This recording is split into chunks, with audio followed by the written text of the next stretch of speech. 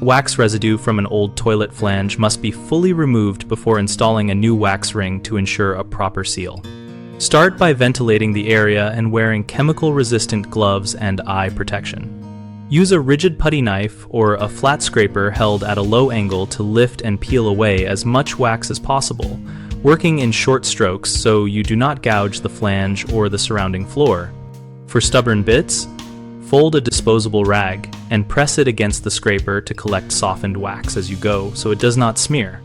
Apply a small amount of mineral spirits to a new disposable rag and gently rub the flange and the surrounding floor to dissolve remaining wax. Let the solvent sit a few seconds, but do not soak particle board or untreated wood. For non-porous surfaces like glazed porcelain or finished tile, you can also use isopropyl alcohol after scraping to remove oily residue, but avoid strong solvents on vinyl or painted surfaces because they can lift the finish.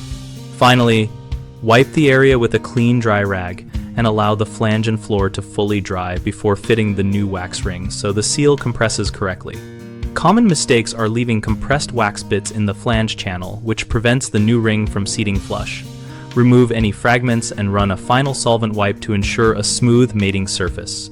Another frequent issue is using too much solvent on porous flooring, which can cause swelling or finish damage.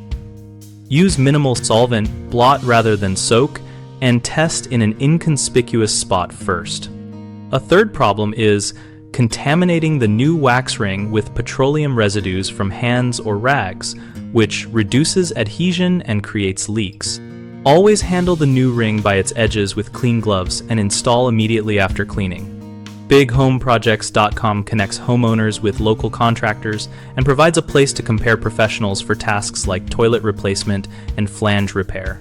We also host a discussion community where homeowners and contractors can ask questions, share tips, and exchange photos so everyone can make better decisions.